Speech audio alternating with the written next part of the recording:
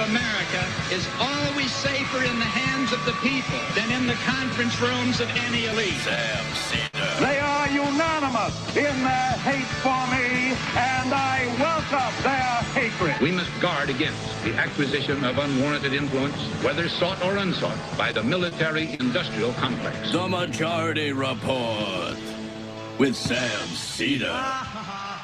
If I get the feeling you've been cheated.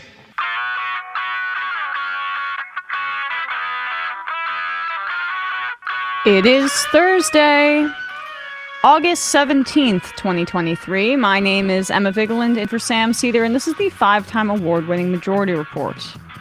We are broadcasting live steps from the industrially ravaged Gowanus Canal in the heartland of America, downtown Brooklyn, USA.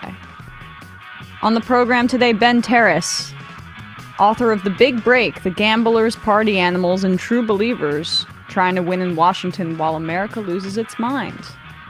And later in the show, Kaniela Ing, National Director of the Green New Deal Network, will be with us to discuss the devastation in Maui. Meanwhile, in Maui, the death toll reaches 111. More victims continue to be identified. And in Canada, more wildfires rage. The entire city of Yellowknife has been ordered to evacuate. Georgia prosecutors seek a March 4th trial for Trump and the cronies the day before Super Tuesday. A Texas woman has been arrested after threatening to kill Judge Tanya Chutkan, the judge on the Trump federal election case. The threats also included calling her a slave, anti-LGBTQ rhetoric, because of course. Giuliani is reportedly begging Trump to pay his legal bills, but Trump, quote, didn't seem very interested.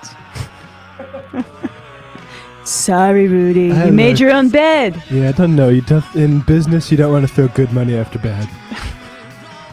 A majority of Americans agree with trying Trump on federal crimes over the 2020 election, a Quinnipiac poll finds. The United Auto Workers, a 150,000-person strong workforce, to vote on whether or not to strike next week. The right-wing Fifth Circuit has ruled that access to the abortion pill should be severely limited, potentially setting up a new abortion rights fight in the Supreme Court. North Carolina Republicans override the governor's veto, joining 20 other states in banning gender-affirming care for minors. Cannabis legalization officially on Ohio's ballot this November. The Oklahoma Supreme Court agrees to hear an appeal to the lower court's dismissal of the Tulsa race massacre survivors' reparations claim. That's good news. Texas Attorney General Ken Paxton accused by investigators of using a burner phone and an alias to hide his corrupt relationship with a real estate mogul. And lastly, Lula and Biden negotiating a meeting at the UN in a few months to discuss Ukraine and climate efforts. All this and more on today's program. Welcome to the show, everybody. It's an EmMajority Report Thursday. Mahendra writes saying, whatever happened to that dude Sam Seder? I remember he used to host the show once every few weeks. Well, who?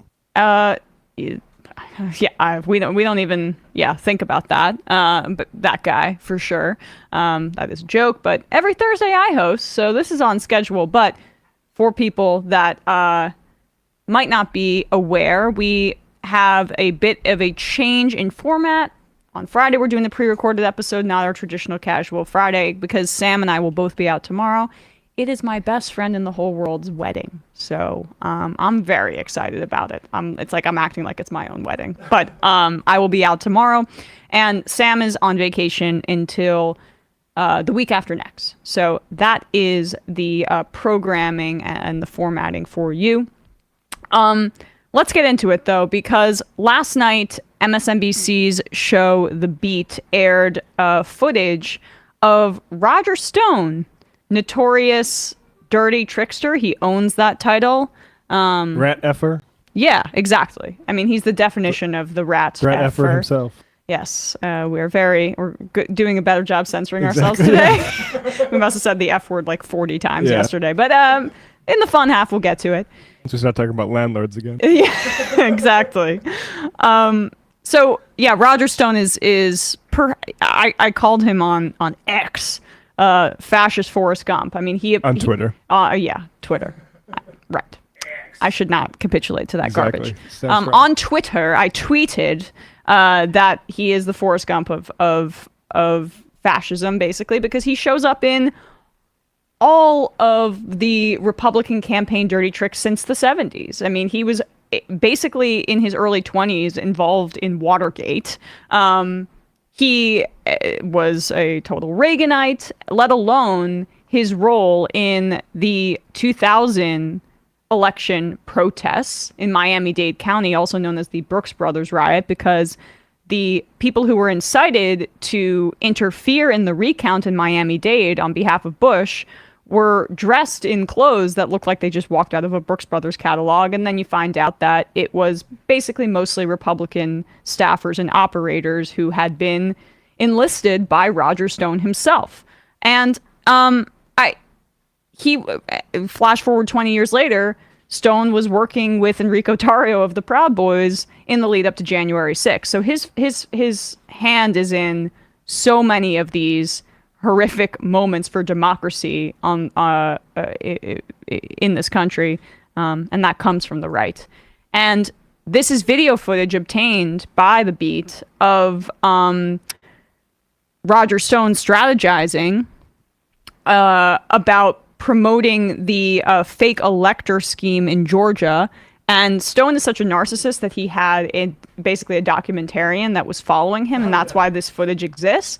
And the documentarian gave it to MSNBC. So here we go. Some of those people have been charged, as mentioned. Others have provided testimony. The key point is the when. Many of those efforts that have been documented that we know about were picking up steam by early December.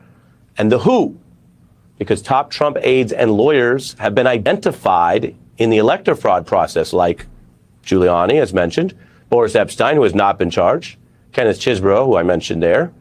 And there's another longtime Trump aide, someone who worked with Trump actually longer than any of the three people you see identified on your screen. And that brings us to the new tape, the new evidence I'm about to play for you, because there's a clue here about involvement by another individual who, according to what we can glean from both of those speaking indictments, has not been as firmly linked to these plots, though he was notably seen in Washington with Trump allies and some militias on January 6th. The person that I'm talking about in this video is a former Nixon aide, a self-described dirty trickster and longtime Trump advisor, Roger Stone. We identify him here for the first time in this plot tonight based on the hard evidence, not some tip or secondhand hearsay. So with the calendar and legal context in mind, we turn to the scoop.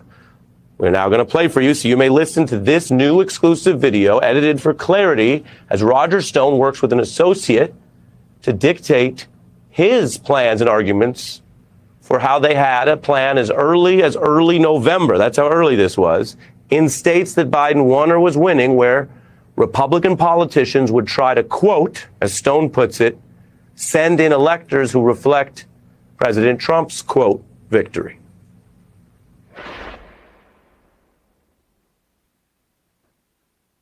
Although state officials in all 50 states must ultimately certify the results of the voting in their state, the final decision as to who the state legislatures authorize be sent to the Electoral College is a decision made solely by the legislature. Any legislative body may decide on the basis of overwhelming evidence of fraud to send electors to the Electoral College who accurately reflect the president's legitimate victory in their state, which was illegally denied him through fraud. We must be prepared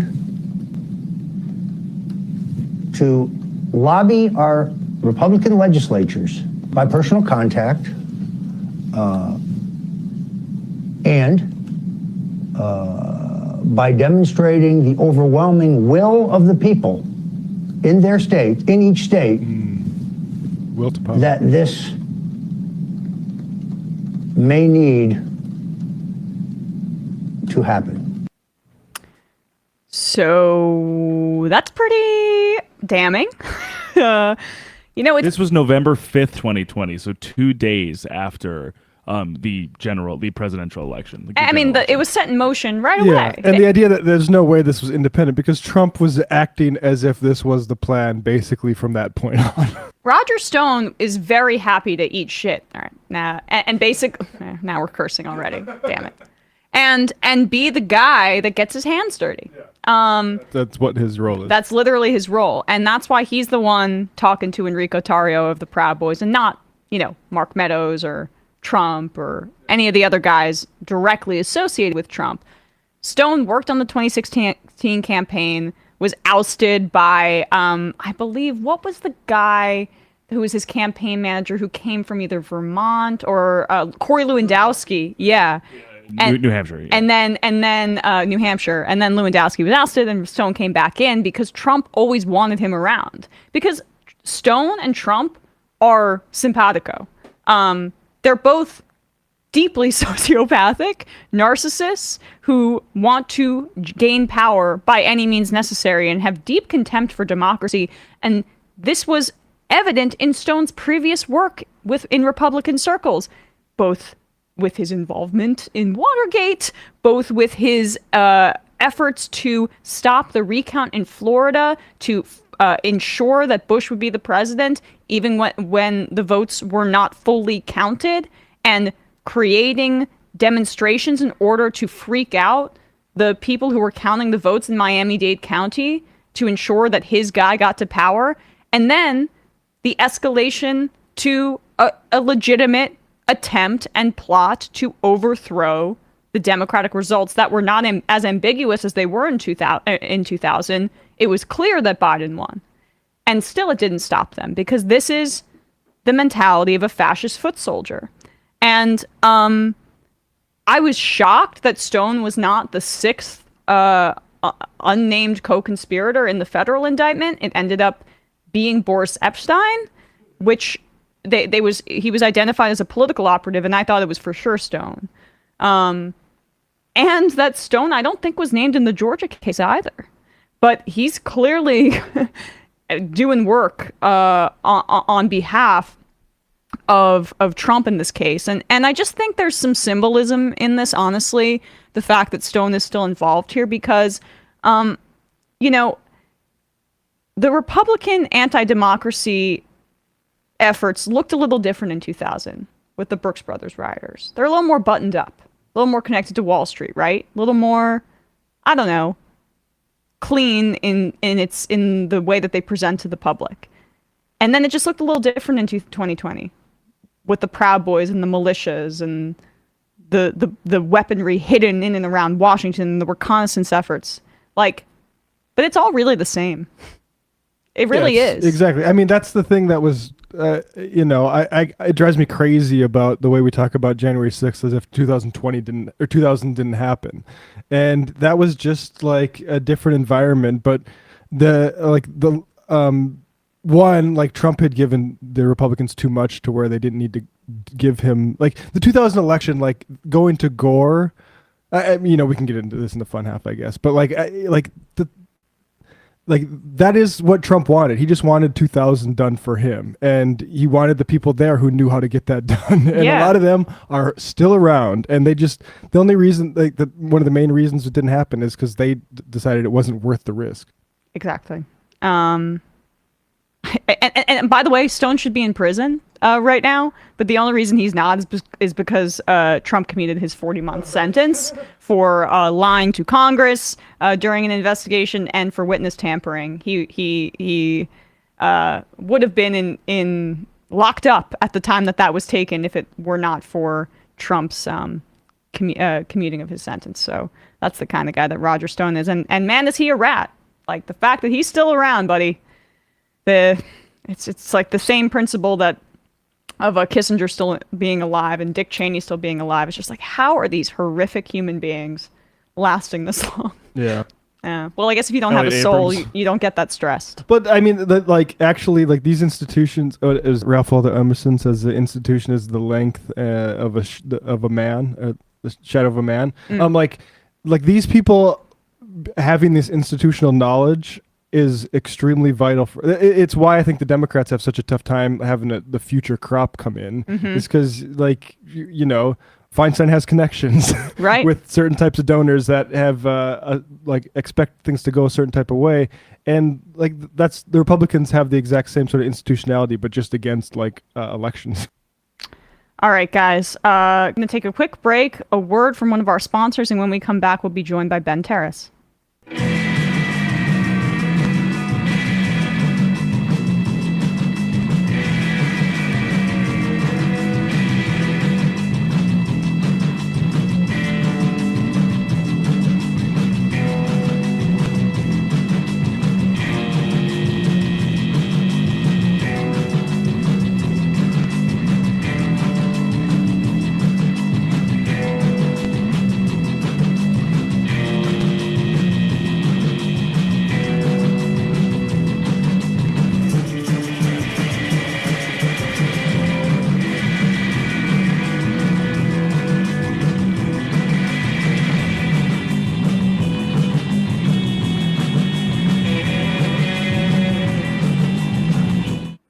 Hey, folks, a couple years ago, Nutrafol wanted to advertise on the program, and they wanted to, have one of us use it. And I tried to ask Michael, and Michael was getting a little thin on top. He refused because he didn't want to really acknowledge that he was getting thin on top. And then I still had some of the sample bottles around about it's close to a year ago now, maybe in the fall. And I'm feeling like I'm thinning a little bit. I mean, I'm older, I'm getting there. And I read more up on Nutrafol. It provides basically the way that it promotes your hair growth is by also just promoting your health in general. It's a holistic approach. There's no drugs. There's no compromises. You just get better hair. And so I started to take it, and it works. It takes something 3 to 6 months. And I started noticing my hair is getting thicker, and just in good shape. Nutrafol is the #1 dermatologist recommended hair growth supplement. It is clinically shown to improve your hair growth, thickness, and with scalp coverage. Nutrafol's hair growth supplements use physician-formulated natural science-based ingredients. Again, drug-free. It is a patented technology that provides consistent, reliable results without compromising your sexual health. Go to Nutrafol.com/men. Take their health wellness quiz. Identify the causes of your thinning hair, and Nutrafol will give you a personalized plan for better hair health through whole body wellness. I can tell you, mine, stress. Nutrafol supports healthy hair growth from within by targeting root causes of thinning hair, such as stress, hormones, environment, nutrition, lifestyle, and metabolism through whole body health. And it works. In a clinical study, 84% of men showed improvement in their hair after 6 months of taking Nutrafol's men's hair growth supplements. Take the first step to visibly thicker, healthier hair. For a limited time, Nutrafol is offering our listeners $10 off your first month subscription. Free shipping when you go to Nutrafol.com/men. Enter the promo code TMR. Find out why over 4,000 healthcare professionals recommend Nutrafol for better, healthier hair. Nutrafol.com/men, spelled NUTRAFOL. AFOL.com/men and enter the promo code TMR. That's Nutrafol.com/men, promo code TMR. Of course, we'll put the links in the podcast and YouTube description.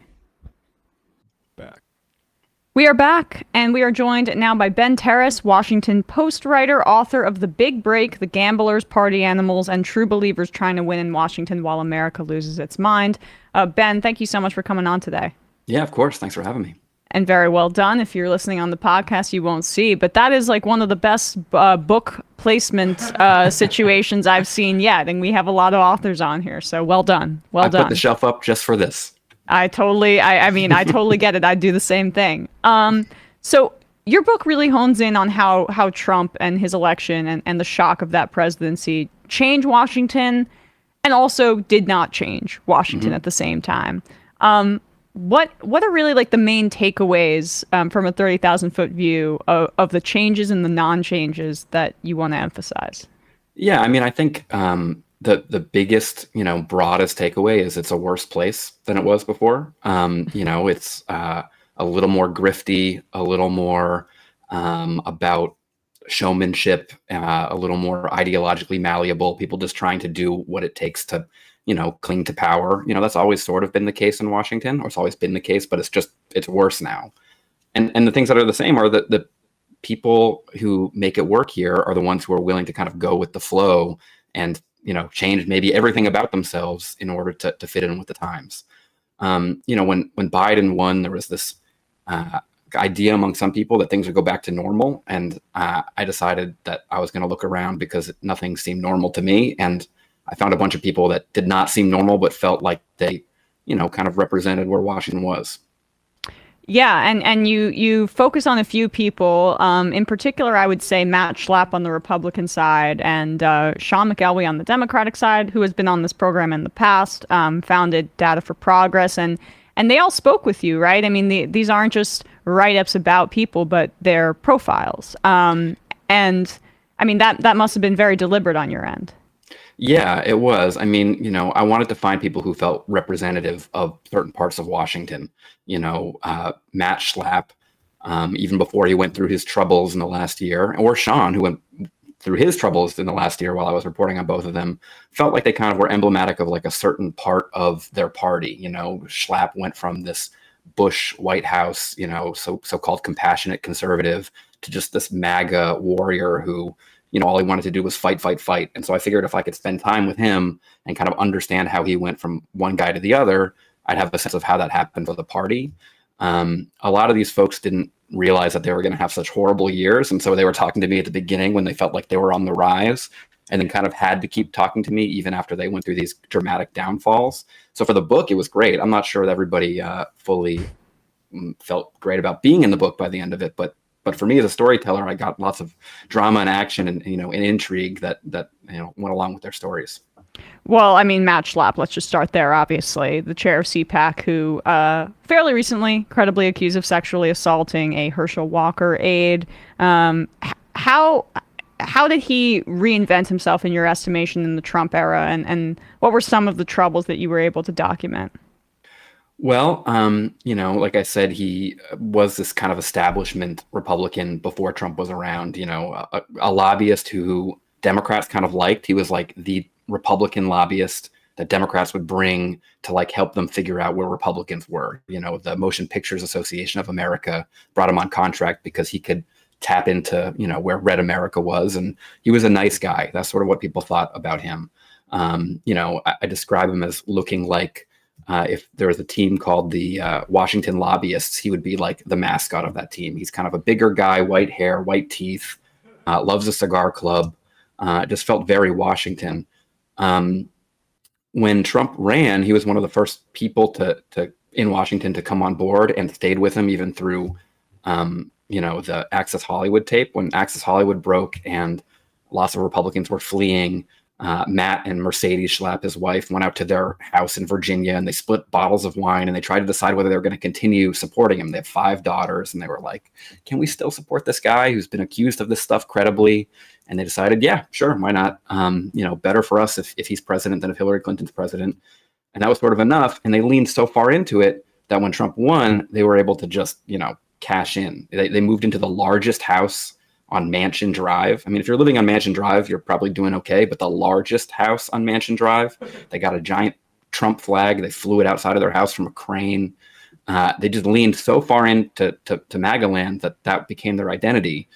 It ended up hurting him at a point. He made tons of money, but then he got, in his words, canceled for, controversial things he said about Black Lives Matter, lost all of his clients, and then turned CPAC into kind of a money-making entertainment wing of the MAGA party. And, it just became his identity. And he was completely tied to Trump in such a way that when he then gets accused of sexual impropriety, groping a male staffer on the Herschel Walker campaign, Trump is one of the first people to kind of come to his defense. So there's this full circle moment where, you help out one accused man will help out the next. Yeah, it's a real circle of life, beautiful moment. Oh, totally. I mean, wow. It's just you got to help out your friends sure, in the sexual assault club. It's just exactly. But I mean, he is emblematic, I think, because I remember Matt Schlapp from like the I guess the Bush era days and in the Obama administration, and he's been kind of a DC staple for a while. But like, is in your estimation, is he emblematic of a majority of kind of the Republican operatives who he got on the train early, right? And that probably benefited him and made him wealthy because he bet on the right horse. But like, we often talk on this program about how there's no difference. There's not much daylight between the Republican Party and the MAGA Republicans, right? Which is a clearly poll-tested phrase from the Biden administration. I felt like that transition happened really quickly because people just want to align themselves with power so they can make some money. Yeah. I mean, in Washington, especially, he is very representative of the operative class, right? Somebody who maybe originally was skeptical, when Trump wasn't really a sure thing, they'd say, oh, this guy's bad for the party, or man, isn't it gross that this guy's on the stage? I can't wait till he's gone. So, Jeb or, Rubio or Ted Cruz or whoever else can be president. And then when he was running away with it, they realized, oh, this is actually where our party is. And they moved that way very quickly. And so I think, in the world, obviously, there's lots of people who are true believers in Donald Trump. I think in Washington, there's fewer people who started out as true believers, who thought of him as, their meal ticket as, well, it's a two-party system and he's our guy. And, we're only going to make money and we're only going to have power if this guy wins. I think some of those people became true believers when they started to get attacked and when everyone, talked about them, as being the worst people in the world. They dug in and they decided, well, if I'm going to get attacked, like, I think I'm a good person. So now I think he's a good person. We're all on the same team. There's kind of a bunker mentality. I think there's still some people who don't like Trump personally, but pretend to. But I think some people actually came on board just because, they felt personal about it eventually. You also write about Robert Strick. Strick, yeah, Robert Strick. Sorry, apologies. He a right-wing lobbyist, and he was kind of like a middling Washington operator. He had some dwindling success after Obama, or his success was dwindling, I should say, after Obama came to power. Until he saw his time to strike or strick. What are some of the main takeaways from his story? Yeah, I mean, he was an amazing character, honestly. I mean, as you said, he was a lobbyist for a long time, but never really made it work. Ends up kind of bouncing himself out to Oregon eventually and owning a vineyard, becomes a volunteer on the Trump campaign. And when Trump wins, he is one of the few people who has a connection to Trump. He flies himself back to Washington and is celebrating for nights on end. And, in the middle of the night, one night, at the Four Seasons in Georgetown, he's out drinking and smoking cigars with his business partner. A dog comes and sniffs his crotch. He pushes the dog away. He's like, what's going on here? And a woman comes out and says, oh, I'm so sorry. That's my dog. She has an accent. He thinks it's a British accent. She says, F you. I'm not British. I'm from New Zealand. Turns out she works for the New Zealand embassy. She's having trouble connecting Trump, her boss, to Trump. And Strick is just some guy who can get Trump's cell phone number. And he says, oh, I can do that for you. He connects them, ends up getting a contract with New Zealand, and is off to the races, making millions of dollars from foreign leaders, often sketchy foreign leaders, often leaders much sketchier than New Zealand. And I mean, to me, that story was okay, Trump has opened the door to like oddballs and weirdos that had no business really making it work in Washington. But suddenly, when nobody has a connection to Trump, because everybody was expecting Hillary Clinton was going to win, they all, filled their lobby staff with a bunch of people who probably worked for Clinton or knew Clinton. Now a guy can just have Trump's cell phone number and he becomes a power broker in Washington. I mean, that is a fundamental shift in how Washington works in a way, because usually you're not just people who have the cell phone number of the president of the United States. This guy ended up being one of the few who could make it work. What I wanted to write about was not just that. I mean, that's an interesting story, but I wanted to know what happened next. Like once Biden is president and there's 2 years of this quote unquote return to normalcy, can a guy like Strick still make it work? And so I spent a lot of time going out to his farm, Alibi Farm, which is a perfectly named place for, a guy who works with sketchy foreign leaders. He's a cowboy hat wearing, ostrich boot wearing guy, has all these horses and in this beautiful but secluded area.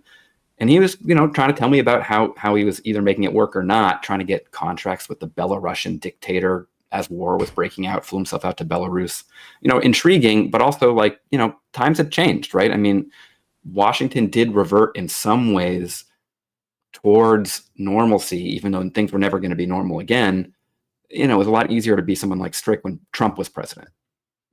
I mean, you touched on it briefly, but what was that moment like when there was this massive expectation that Hillary Clinton was going to win, and like these lobbying groups hire people that are close to her circle, right? People maybe don't really understand how the sausage gets made in that way, to use an overwrought phrase, but like that they are making bets on who they can influence in power, and there was a bit of a scramble after Trump won. If you could just explain that dynamic more fully. Yeah, I mean, lots of lobbying shops try to have bipartisanship there. So if a Democrat wins, a Republican wins, or if the House flips the Democrats in the Senate, or vice versa, they always have people who can help out. But things were so sort of obviously going Hillary Clinton's way. Like the idea that Donald Trump could be president was like, pretty hard to believe for a lot of people in Washington. And that's a problem in and of itself, but it is, sure. Yeah. I mean, I was surprised. I didn't think he was going to win. I'm not like a pundit. I don't go on TV and say what I think is going to happen, but like everybody was saying that it was never going to happen. And so it was hard not to sort of believe that it would be at least hard for it to happen. And so when people were making their bets, they were filling their shops with Democrats and people who knew Clinton or knew Clinton's people. And then when Trump won, it was like all the people who worked for Trump or were like volunteered for Trump or just knew Trump or could pretend like they knew Trump, could convince people that they had, the ear of someone like Corey Lewandowski. All of a sudden, power brokers in Washington were not the powerful people, and new people could come in trying to be power brokers. They didn't necessarily know how it worked. And, Washington, as swampy as it is, like there are still going to be ways where things work and don't work. And so a lot of these people came in and they just flamed out. They opened their shops, they made a ton of money quickly. And then people were like, oh, these guys don't actually know how to do anything for me. And so a lot of people lost their lobbying shops or ended up, under investigation for kind of being, left of the law. And so it was just kind of this weird Wild West time where people were taking in a bunch of money, and it wasn't really clear they knew how to do anything once they got that money. Yeah. The chaos of that moment is you describe that quite well. I now want to turn to the Sean McElwee story here because he's the person that most exemplifies the gamblers part of your title. Mm-hmm. People may have seen this story, this excerpt from your book circulating a bit on social media because it's so crazy and related to the progressive movement, particularly Nina Turner and her race in Ohio. Yeah, so Sean, to me, I write this in the book that he was a great character because he both seemed like somebody who was completely new to Washington, this brash, press hungry, ideologically malleable guy who could, combust at any moment, while also seeming like a guy who'd been around forever for some of the same reasons. And so I spent time with him, not thinking he was necessarily going to combust while I was with him. But, I'm sure the listeners and viewers of your program kind of have an idea, but, rising star in the Democratic Party, started out as a democratic socialist kind of influencer, helped popularize abolish ICE and had these happy hours that, AOC would go to. But by the time he comes to Washington, he's tacked way to the center. He's figured that's where the power is in Washington. He's made that bet. And I was interested to know how that bet would pay off. And in spending time with him, I spent a lot of time with him while he was doing actual betting at his poker nights. And the cards were not what he was making his biggest bets on at those poker nights. It was on politics. And he was betting on races. He was betting on, when senators would come back to Congress after having a stroke. He was betting on legislation, if it was going to pass or not. He was doing this with his poker buddies. He was doing this openly. He had a spreadsheet that he shared with me of all of his bets. He was betting online using the website PredictIt on elections, including elections that he had worked on, including against people that he was working for. And to me, it was like, I couldn't believe he was doing it. And I couldn't believe he was doing it in front of a journalist. But, it was all part of his thing. His thing was like, I'm a rising star. This has made me, get as close to power and influence as I've ever been, and it's all part of my routine and shtick, and it's working out until eventually, you write about it or circumstances change, and all of a sudden, the thing that helped you rise is actually what tears you down. Well, he bet again. He was ostensibly working to help Nina Turner get elected in Ohio, and he bet against her. That's right. He was working for a super PAC. And he said that he had, was at one poker night, he said that he stood to win $14,000 on that race if Turner lost. And later said that he felt confident making that bet because he had been doing polling and he could see how poorly she was doing from his polling. And he believed in his polling enough to bet against his own client.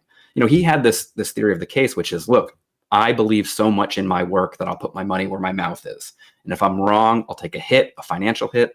I'll have to learn from that experience. I'll know why I was wrong. I'll have to figure out why I was wrong, and it will make me a better pollster. Maybe there's something to that, but there's also something very cynical about, turning the whole thing into a game. Yeah. You'd well, like to on the believe left, we want the people working on these campaigns to be true believers, at least for me, right? Sure. And I like to gamble on my phone on, the Giants game, and sometimes I'll bet against my team, the Giants, but I'm not working for the frickin' Giants, so. Right. Well, also, he would say, like, I want to have skin in the game, and I'm thinking, like, well, if you're a true believer in the cause, like, isn't abortion rights skin in the game? Isn't, getting, keeping authoritarianism out of the White House skin in the game? Do you really need to make, $5,000, $10,000 on some of these bets to feel like you're connected to the work? And I think the thing about Washington is a lot of people related to that. I mean, that's the dark side of Washington, is there are a lot of cynical people. You could make the case that all that matters is winning, because if your good guys win, then the bad guys lose and good things happen. But sometimes it's harder for the good guys to win if people believe that there's kind of this cynical thing happening and maybe people aren't really that good. They're just, game players. You also explore his connection to the Bankman-Frieds, the FTX crowd, if you don't mind talking a bit more about that.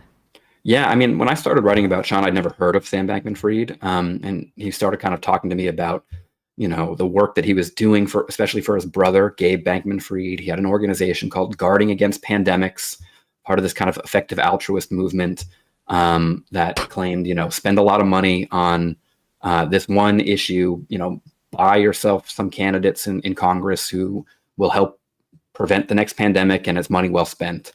For Sean, it was also like money well put into his bank account. And, that was also a bet of sorts. Like, and it made sense to him. He's like, if I'm connected to this 30-year-old billionaire who could be funding, democratic politics for the next 60 years, like, it's not a bad person to connect yourself to. He adopted the effective altruist, kind of mindset. He talked about it all the time. He would hand out books at parties that were effective altruist texts. And he really connected himself to the Bankman-Frieds. And then when Sam goes down for fraud, that bet is a bad bet for him. And he sort of gets tarnished with that. He was doing work for the Bankman-Frieds that even people on his staff didn't really know about. And once they found out about it, it was part of the reason that they pushed him out of the organization that he started. Yeah, it's effective altruism sounds a lot more just like effective greed for the people involved. But Really great stuff, Ben. Thank you so much. The book is called The Big Break: The Gamblers, Party Animals, and True Believers Trying to Win in Washington While America Loses Its Mind. If you want a window into that cynical world that Ben describes, you should check out the book. We will put a link to it in the description of the podcast where you're watching this or listening to this, and at majority.fm. Ben, thanks so much for your time today. Really appreciate it. Yeah, thanks for having me. Sure. All right, guys, quick break, and when we come back, we'll be joined by Kaniela Ing.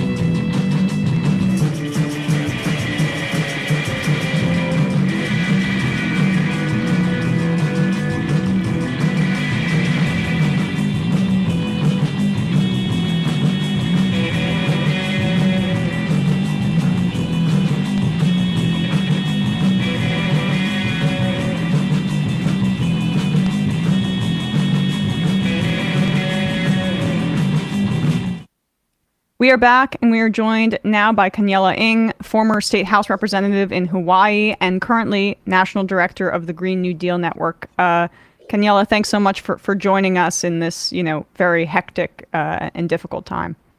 Yeah, thanks for having me. So you are, as I mentioned, the national director of the Green New Deal Network, obviously centered around combating climate change, and you are a native Hawaiian. To the best of your abilities, if you could, can you just tell us what this past week or so has been like, and the impact of the devastation? Sure. So there's over 100 people that have been confirmed dead. The toll seems to keep rising. Only a portion of the town of Lahaina has been searched. Only a few folks have been identified, and over 1,000 more are still missing.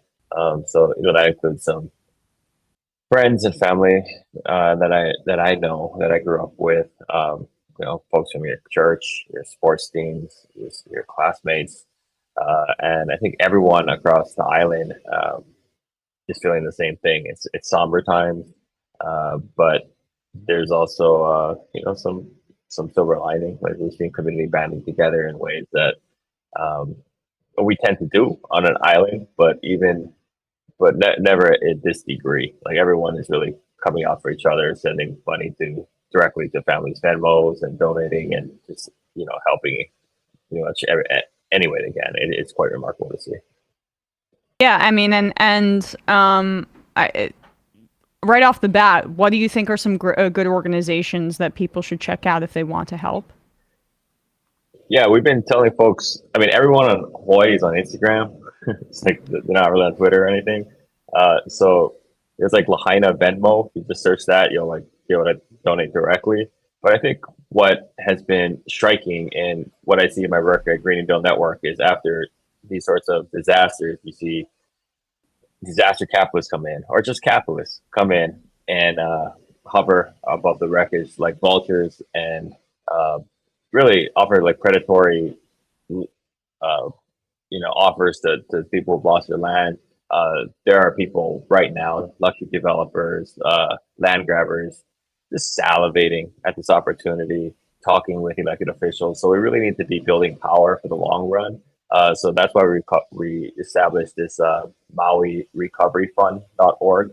And it's going to be difficult to raise money for that when we really need it down the line. So while there's still cameras out there, and people are paying attention and not just only talking about Trump or whatever, we're asking folks to help see that effort too, because this is going to be years, even decades to rebuild.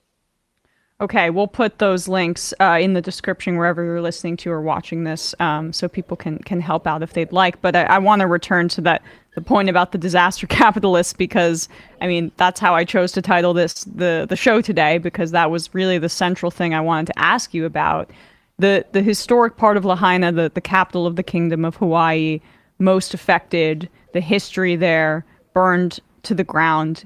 Can you expand on the significance of that area for Native Hawaiians? Because, as you mentioned, there are going to be a lot of real estate interests that are already like foaming at the mouth, trying to get their hands on that real estate.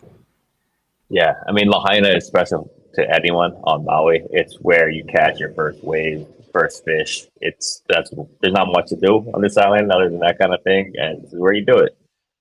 It's like my first nightclub. I was probably too young, but that's where it was.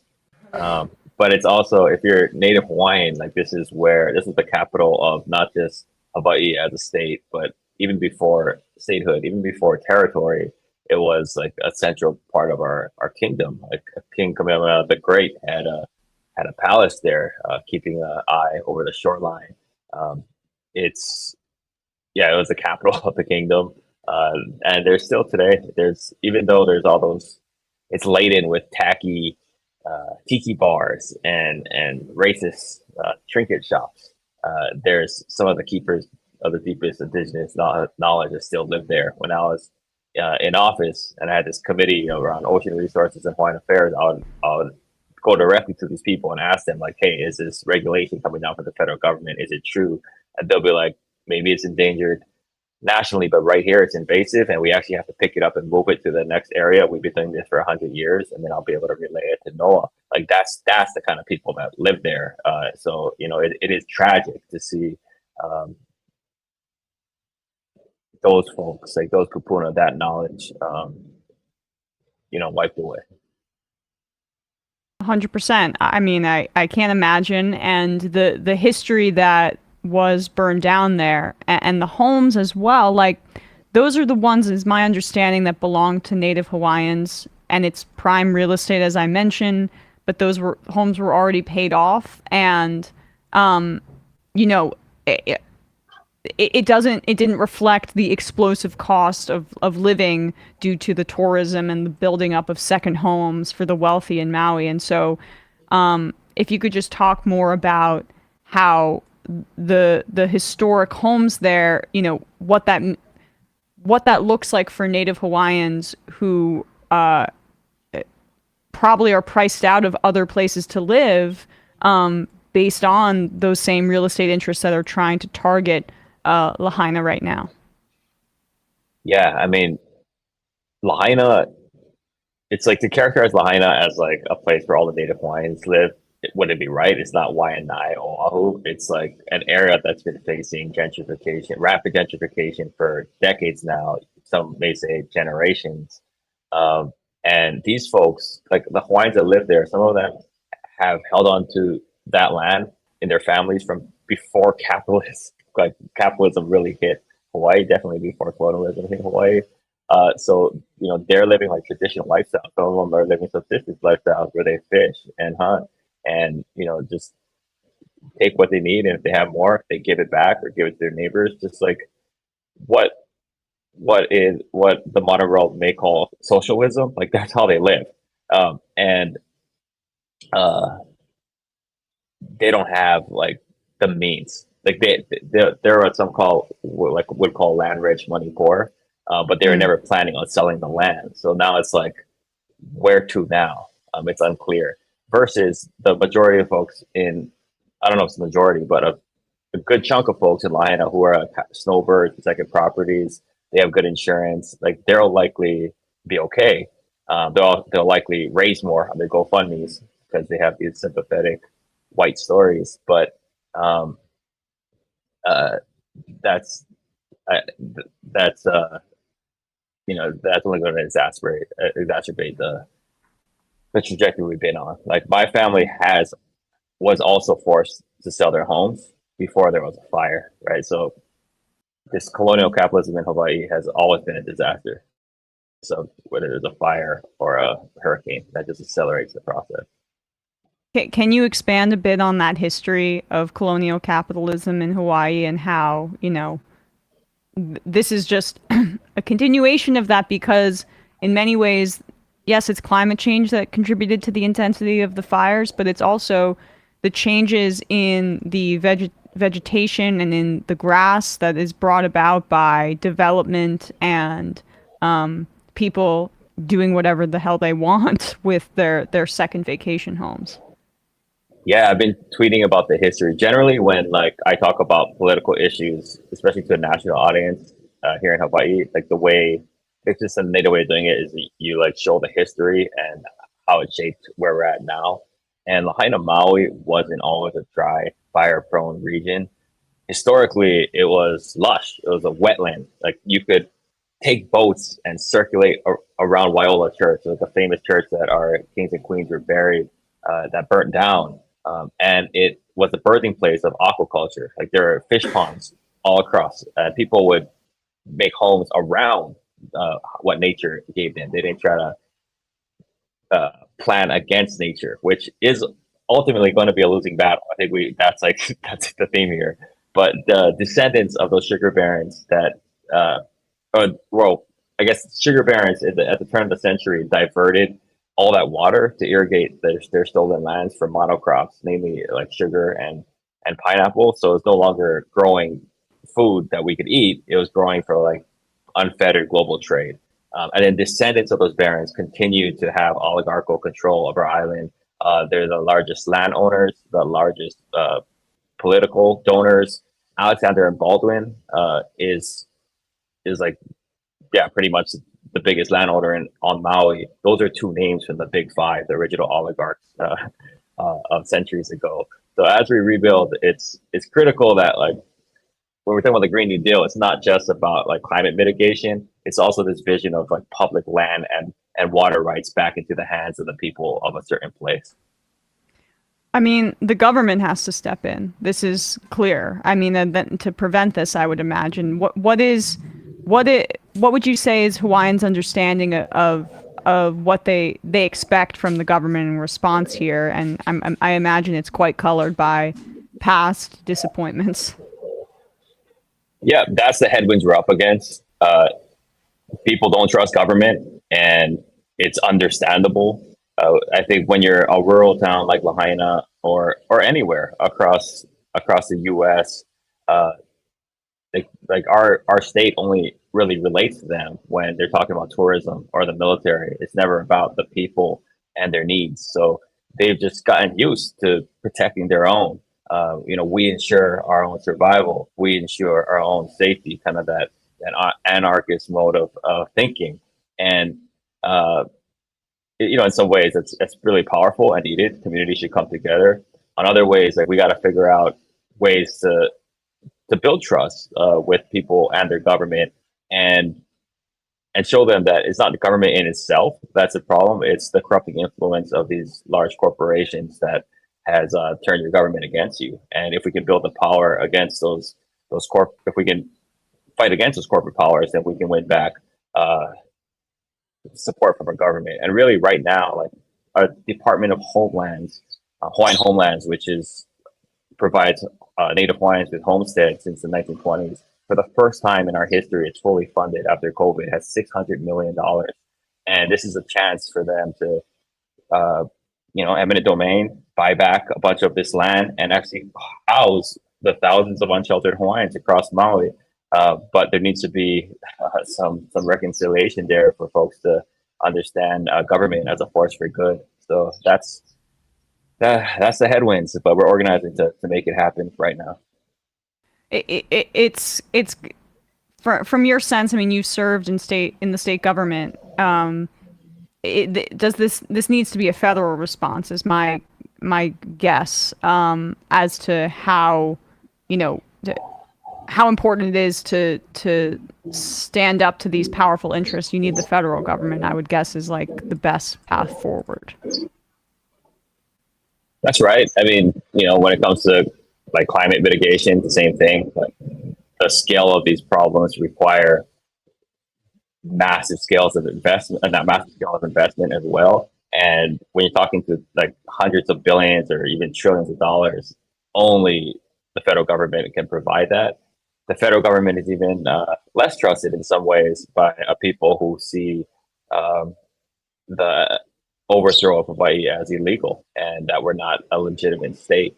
So it's it's like a matter of organizing and political education, where it's like, this is our comeuppance, like this is like we deserve this, as if anything, as an act of like retribution, and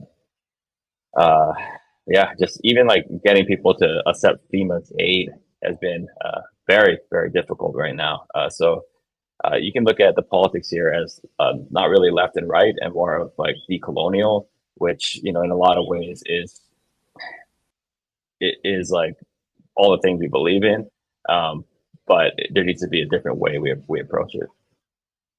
I mean, what's the reaction? We need clearly need government intervention in so many ways, right? But I feel like there is this impulse to rely on NGOs, and I just wonder what your perspective is on the ground of like the inadequacy of that kind of response. Well, I think that there's distrust there too. Folks are like pretty defensive, and there's like big conflict between the Red Cross, Salvation Army, and all that. When I'm talking about community helping community, it's not really like the nonprofit sector. It's literally just people on the ground, creating these like distribution hubs, collecting donations in their Toyota Tacomas that everybody drives here, and just kind of going back and forth, shuttling people around and just showing up any way they can. That said, like a lot of the things that were successful in like the national welfare rights organizations and the Black Panthers that made like the civil rights movement possible would be illegal now because of like IRS codes. You got to register as like a C3, C4, all the things. So that's what we're trying to make sure we're doing. So, you know, a year from now, they're not like hitting us with like a bunch of citations. So that's been a challenge, but we realize that like this fight's going to be years, maybe decades, and it's going to get political. And I think that's really where people are starting to understand. When you look at Puerto Rico or Harvey or Katrina or Sandy, I mean, there are still people that don't have houses. Like these temporary camps that people set up with cots and tents can last for years unless you organize not just at the community level for direct relief, but for a long-term recovery and rebuilding. So as we speak, like we're getting people together to actually start like a design process, a planning process with the community. So we have like a master plan in hand and developers need to respond to as we're doing wellness checks, helping people through insurance claims and FEMA applications. We're doing it community to community, not just from FEMA. We're like having FEMA train a community and deploy them that way. So that way we're building power. So a year from now, we might have 200 people helping to build a school. And the next day they're like testifying at city council or wherever it's needed or doing a direct action. Like that's in my eyes, the path forward. Well, thanks so much for your time today, Kaniela. Again, it's just want to make sure we have it right. It's the MauiRecovery.com, if I'm not mistaken. MauiRecoveryFund.org. That's .org. MauiRecoveryFund.org. Okay, we will be putting that in here. I'm seeing it right now. It's an ActBlue link. If anybody in the audience has some money to spare, I mean, people are hurting right now. That's the website. Really appreciate your time today, Kaniela. Thank you so much. Thank you, Emma. Okay. All right. With that, we are going to head into the fun half. Damn, it's just we live in the shadow of and in the continuation of our colonialism. Yeah, exactly. Today. That's why, like, we need to take affirmative steps in the good times to address the issues and not act as if that's some sort of like reawakening ancient history.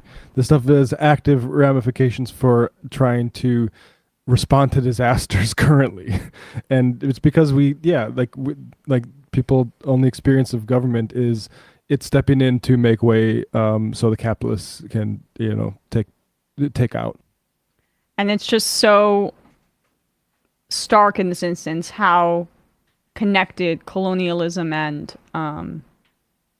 climate disaster is, which is just that the human or the United States, whatever, the never-ending consumption and building and disrespect for indigenous or native land use for selfish ends. I mean, it's just that is the legacy right now. It exacerbated the wildfire in Maui, and it's exacerbating conditions around the globe. So that Kowalski says, well, it's official. I'm kind of bummed out now. Well, you know. We've depressed Kowalski. Yeah, I'm sorry. I'm sorry about that. But I was trying to get Kaniela on for a little while because this story is, I mean, the fact that Biden hasn't gone there yet, I know he's on his way, but it just should have been there right away. It's our 50th state. Like, if we're going to colonize them, then let's actually show solidarity, God damn it. And same thing with Puerto Rico. Enough. All right, guys, with that, Matt, what's happening on Left Reckoning? Oh yeah, what's happening on Left Reckoning is we had Sarab Amari, a Marxist and a conservative. Dave Griscom talked to Sarab Amari, and we had Ben Burgess in the post game where I got into Tim Pool's advice for people: if you're not getting ahead, just work harder and become a YouTube star. And also my experience being taught in a class period by Tim Pool when I was attending NYU, and you were a sleeper cell. I guess, yeah. I mean, yeah. I thought I was just going to video game theory, and there he was. Yep. And on ESPN, we spoke about the insane Michael Orr story, how the blind side was a big lie, the college football realignment, the move towards a super league where everyone's getting super rich, except for the players not getting paid, as well as Ron Rivera, undermining Eric Bieniemy, his assistant head coach, in the public, who has been like the avatar for racial discrimination in coaching. Rivera feeling a little threatened, throwing him under the bus. Some righteous anger from myself and Bradley on that front. YouTube.com/ESPN show. Brandon Sutton. Hey, how's it going? I don't know if I've ever seen you in a hoodie. Oh, really? I wear them all the time. Oh, well. Hoodies, right. pullovers, jumpers. No. I'm down with all of them. Yeah. I don't know why that was my observation, but hello, what's happening on the discourse? Well, like I think a lot of people, we were taken by the grave injustice of Donald Trump's further indictments, and so we decided to discuss that last time. So you can check that out on the Patreon, and we should be able to meet this week again once it cools down in my co-host houses, so that they can, not overheat while recording, I suppose.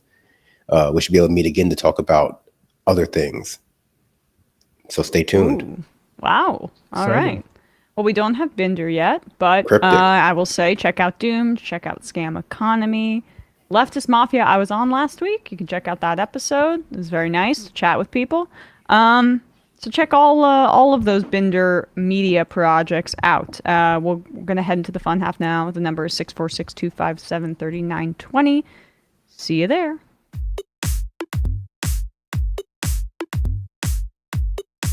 Left is best. Jamie and I may have a disagreement. Yeah, you can't just say whatever you want about people just because you're rich. I have an absolute right to mock them on YouTube. He's up there buggy whipping like he's the boss. I am not your employer. I'm tired of the negativity. I'm sorry, I didn't mean to upset you. You're nervous? You're a little bit upset? You're riled up? Yeah, maybe you should rethink your defense of that, you fucking idiots. We're just going to get rid of you. All right. But dude, you want to smoke this joint? Yes. Do you feel like you are a dinosaur? Some good shit. Exactly. I'm happy now. It's a win-win. It's a win-win-win. Oh, hell yeah. Now listen to me. 2, 3, 4, 5 times. 847-906-501-457. 2, 38, 56, 27. 1 half. 5 8s. 3.9 billion. Wow. He's the ultimate math nerd. Don't you see? Why don't you get a real job instead of spewing vitriol and hatred, you left-wing Limbaugh? Everybody's taking their dumb juice today. Come on, Sammy. Dance, dance, dance. Ooh.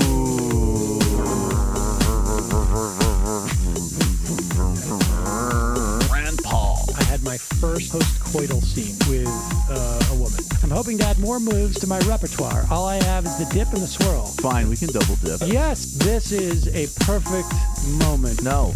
Wait, what? You make under $1 million a year. You're scum. You're not paying. Excuse me? Fuck you, you fucking liberal elite. I think you belong in jail. Thank you for saying that, Sam. You're a horrible, despicable person. All right, gonna take a quick break. I want to take a moment to talk to some of the libertarians out there. Take whatever vehicle you want